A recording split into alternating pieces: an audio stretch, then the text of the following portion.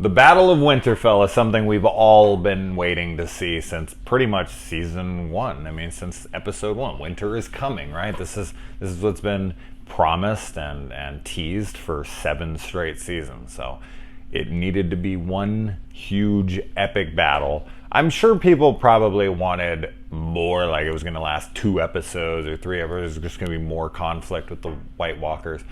But I understand where they're coming from in the sense that, like, oh, they should have been a bigger threat. I don't know how much bigger of a threat they could have been than they were portrayed as in this episode. I mean, they were unbeatable. Spoilers for the episode, obviously, people.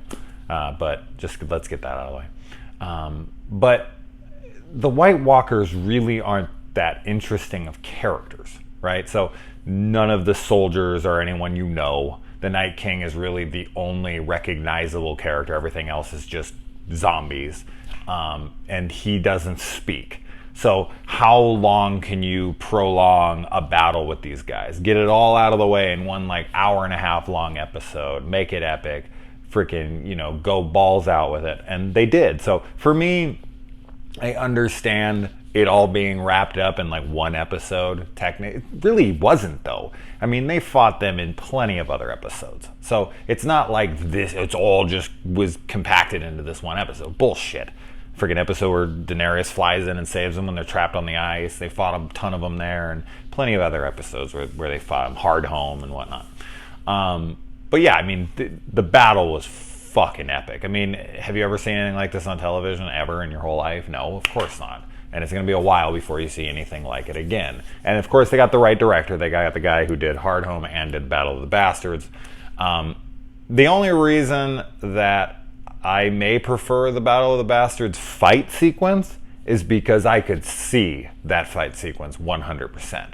So now, I feel like if you had an OLED fucking, huge television, HD 4K fucking television. I have a 4K television, but it's a little older, so I don't get those like true blacks and whatnot. So I feel like if you had like an LG OLED TV, which is like my favorite TV on the market, those blacks and everything are so rich and they don't blend together like they did on my TV. There were so many moments, especially when they're like flying up in the clouds with the dragons and stuff, and it was so muddled and it was so fucking like incoherent. I was like trying to see literally anything, and there was moments where I was like, am I supposed to see something or am I not? Is this being used in darkness to build creepy tension and terror, or am I supposed to be seeing something and my TV isn't good enough to see it? Especially with those scenes where the whites were like running in and the Dothraki had kind of disappeared and they were running at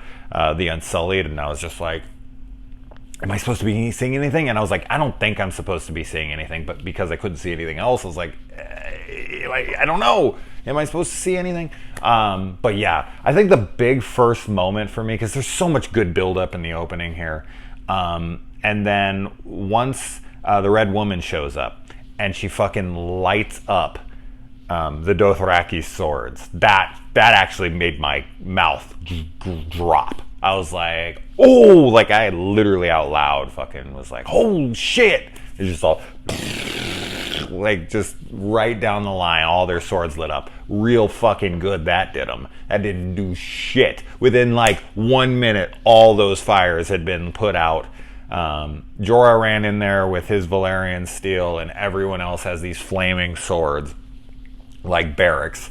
And so they take off running into the dark. And this is the Dothraki army. This is something that's funny. I mean, you want to talk about the White Walkers and how fast they were taken out after being, sold to us as this unrivaled,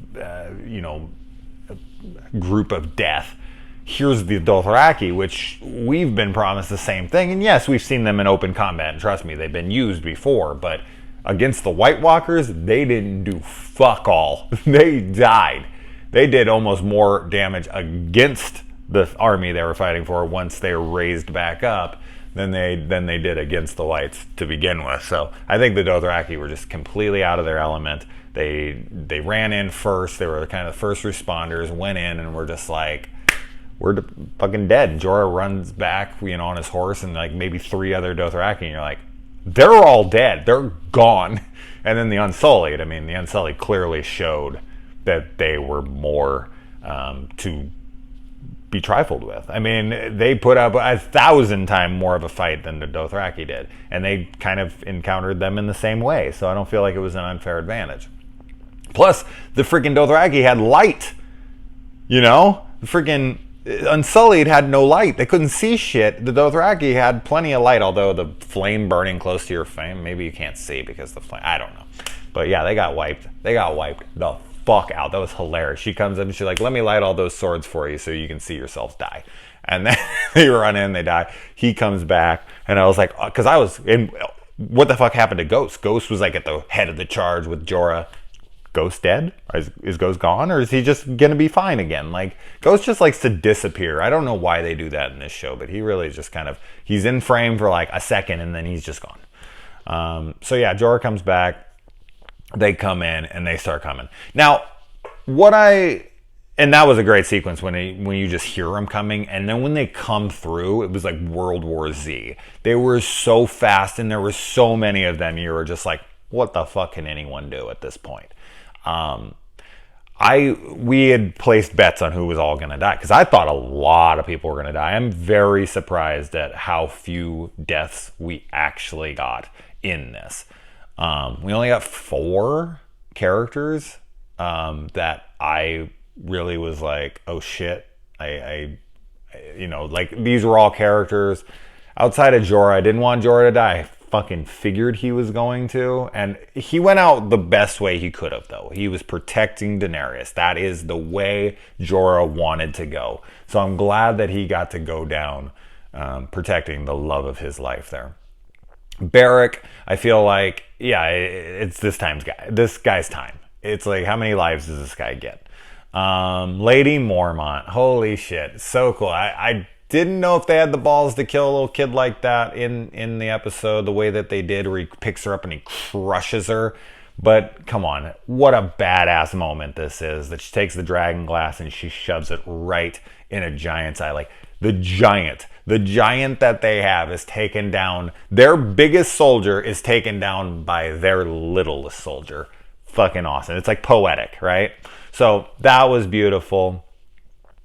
And then what the fuck is his name? Tilly, doesn't matter. The other guy, the one that hangs out with Beric. Can't remember the hell his name. Maybe I'll come up with it before the end of the episode. They never really say his name a whole ton, so I know what it is, but it's just escaping me for the moment. But outside that, I mean, unless Ghost died, nobody else died. It was just really, really fucking surprising to me. I had heard, now this is spoilers for the next episode technically, and I didn't watch that, but I was told, I'm not going to say it, fuck it. I don't want to, I know people like me don't want to know anything. It was kind of ruined for me, but whatever. So I don't know what happened to other characters, but it's nor here nor there for now. And the Hound was, for me, no way was going to happen, because the Hound has to fight the Mountain. It just has to happen. So now that he survived, I know that battle's coming, and I'm very, very excited about it. Brienne of Tarth living. But Grey Worm is the most shocking thing in the whole episode to me, that he survived. I thought for sure he was dead. And if he wasn't dead, that Miss Sandy was definitely dead. That for sure she was going down, and he was going to go into like freaking rage mode and kill everything in sight, but neither of them die. And okay, what's up with freaking Sansa and Tyrion Lannister kind of like rekindling a flame they never had? I was like, whoa, what's going on? And when she says it, Miss Sandy has to come in and, and Sansa's kind of being an ungrateful bitch. She's like, we could get back together, but I feel like because you're with the Dragon Lady, the one who's out there fighting this war for you as you sit down here in the crypt. I love Sansa. Okay, I think she's went on this incredible journey, and she's grown so fucking much, and she's kind of come into her own. But she was fucking useless in this episode, and she disrespected the woman who was out there fighting her battle for her as she fucking just hung out in a crypt. And now, I know a lot of people probably will knock the fact that they went and hung out in a crypt with a bunch of dead bodies when the Night King can resurrect the dead. But A, that was just cool writing because they're down there with a bunch of dead bodies, and maybe it just didn't occur to them, or maybe they thought the shit was thick enough that they couldn't get through it. I don't even think it crossed their mind, to be completely honest. But the way it was done and how it came out, I honestly wish there would have been a death from that would have mattered. We didn't really get anything. We could have got Gilly's death. We could have got Missandei's fucking death. We could have got Sansa or Tyrion, obviously, but I don't think either one of them. Sansa's would have been pretty crazy because, yeah, I mean, she's going to be Queen of the North pretty much, but I don't know. We'll see. I feel like we're going to have at the end of this show, we're going to have like Jon or Dany or both on the Iron Throne. We're going to have freaking, we'll have Gendry take over House Baratheon. We'll have with Arya as his queen, and we can have Sansa and maybe Tyrion over back in Winterfell, you know, as Lords of the North. I mean, that could be a cool little thing. And then even freaking Brienne and Tormund survived. Holy shit. I couldn't believe that either. I thought Tormund was done for. I'm so happy he's alive. There's a lot of deaths that I was like, I'm for sure is going to happen. And honestly, it would have had a greater impact on the episode technically, but because I loved them so much, it was one of those things where I was like, yes, I know for dramatic purposes and I know for this episode to have more weight, we want to kill bigger characters, but it's like, I love Brienne and I love Tormund and I love fucking Grey Worm and I love all these goddamn characters. Oh, Theon Greyjoy died. I didn't mention him in, okay, so 5 main characters. Theon's death was great. He's not in the episode a ton because I kind of forgot about him, but now that we're kind of getting to Bran. Yeah, Theon. And the way that the exchange goes down, you're a good man, Theon, thank you. And then he runs at the Night King, and the Night King just grabs his thing and just shoves it through him and just dead. And then the Red Woman, you know, kind of, she could have just came out and said it. They always got to go through the riddles and be like, turning the blue eyes and fucking, you know, what do we say to the gods and all. And it's like, can you just be like, hey, you got that thing there, you can put it through them? It's not poetic, of course. And it's a cool scene. And I was like, where the fuck is she going? The Hound's like, where the fuck is she going? And I'm thinking, now, one thing I don't understand in this episode is what the hell Bran was up to. What was he doing flying around with the Ravens? Was he just giving us this cool, like, aerial shot? Like, he's just like, oh, I'll just go drone for a minute and check out the action sequence. Like, what the fuck was he doing? I don't understand. He did fly past Winterfell, though. And it looked like he was heading off into a certain direction. They were going to King's Landing. I mean, the birds couldn't have flown that fast. So what the hell was he doing during the 20 minutes that he was like sitting there warging out? Like, I don't understand what he was doing. And the fact that they just put Bran back there by himself with like 3 guys, I was like, this is your most prized asset, and you're not going to put a few more guys around him, just a few dudes with a bow and arrow, one of which you're not 100% sure you can trust. You want to trust him, of course, and he has his moment, but it's like, those are the people? I don't know. But yeah, I mean, Theon's death is definitely, for me, just kind of that final stamp on redemption. Like, he saved Sansa, and he had his moments, and he went and he got Yara out of confinement there. Yara's still got a role to play here for sure. I mean, I think she's going to come in to help with the fight against Euron Greyjoy there. So somehow, I don't know how many ships she has left, or how many soldiers she has left, but we're not done with Yara. People are like, oh, she can go fuck off, and she's back to the Iron Islands and whatnot. No, we're not done with her. She is going to come back in some capacity to help out on the fight in the sea. Maybe they'll use her ships. I don't know. We'll see. But definitely want to know what the hell Bran was up to. And then, I mean, of course, the big moment of the episode. Jon gets cornered. He first is going to go, and you're thinking, oh, shit, it's Jon. Because this is the thing. And I saw people online being like, oh, this episode was so predictable. Fuck you, you're lying. No, it was not. Because everyone thought that either Daenerys was taking out the Night King or Jon, and they set up both of those things, And who does it end up being but my girl, Arya fucking Stark, my favorite character of the damn show, takes out the Night King. But before that, you have Daenerys Dracarys, and he's just fucking... And he just comes out, and he's just like fucking Luke Skywalker, like, no big deal. And then, you know, Jon runs after him, and they're going to have this showdown. And the Night King's like... He's probably like, yeah, you could probably take me. So... try this on for size. And he just fucking puts his hands out, and it's like, oh shit. And it was at that moment, as soon as he put his hands out and everyone who died came back, every soldier that just fight against the whites that, you know, were on the ground there, as soon as he did that, I was like, Night King's dying this episode. And his death will kill every other one of them as well. Literally the second he put his hands out and I saw him open their eyes, it's like, oh, Night King's dead. Because I kept thinking, like, okay, they're going to push back. They're going to run out and into the crypts, and there's going to be a back exit or something, and they're going to, you know, push back to King's Landing or something, and the fight's going to continue to come forth. I'm pissed that Cersei Lannister doesn't have to deal with the whites at all, the White Walkers or anything. That bitch should have got the fucking Night King's shaft ran right up her ass. So it does bum me out that she doesn't have to see it at all, and she totally got to duck it. And now the remaining soldiers, the very few damaged soldiers, have to go take on her army and the fucking, you know, the Greyjoys fleet out there and everything. Like, how the hell are they going to take on them? All they got left, they got barely anybody left. How the hell are they going to go take on this army now?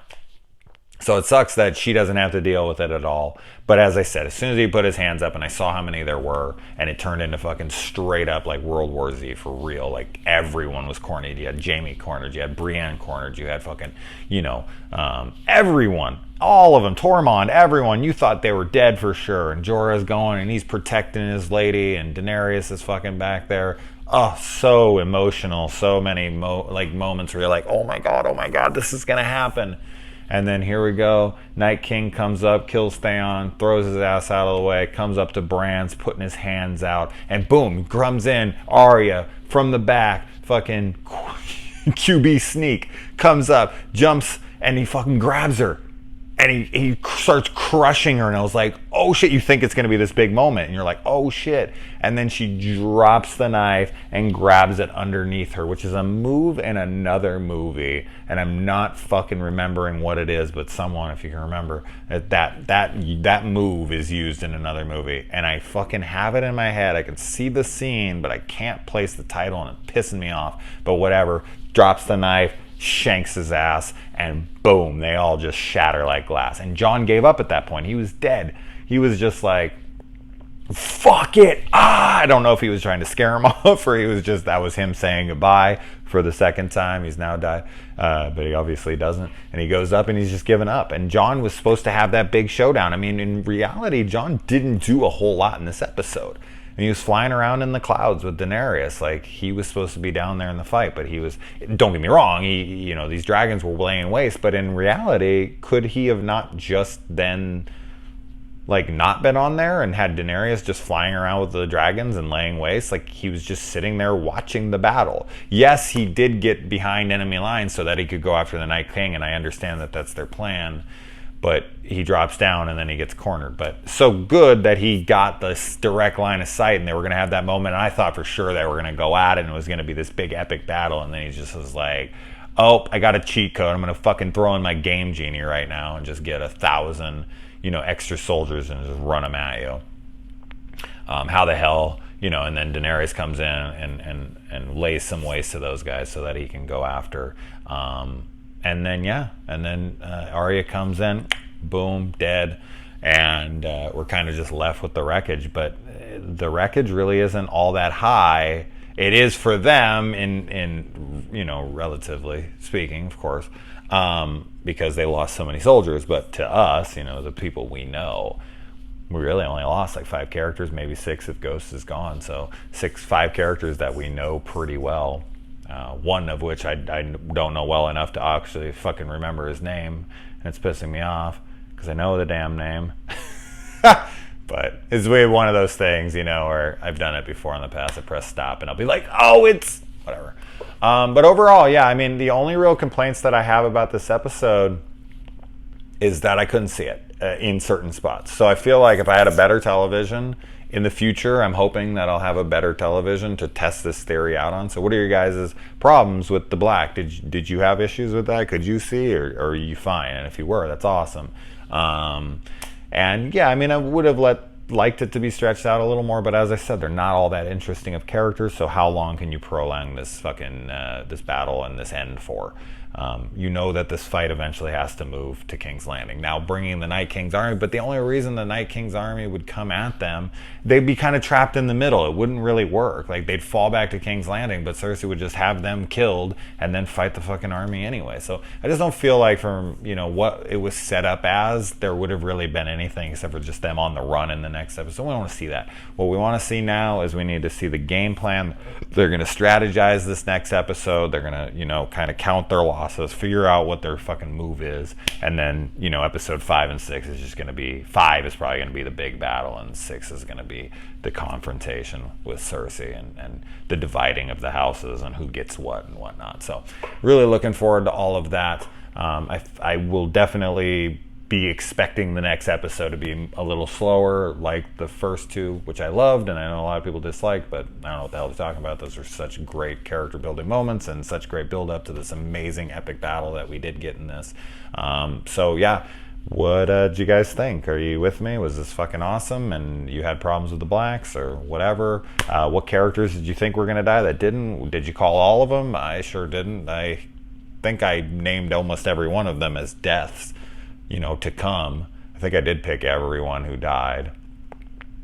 Yeah. But I picked a lot more, and none of those came to pass. So, anyway, guys, till next week. Fuck, this is the longest one. I didn't really think I was going to have a whole lot to say, because I just thought it was like, oh, battle, and what am I going to say? Shit, I can talk forever.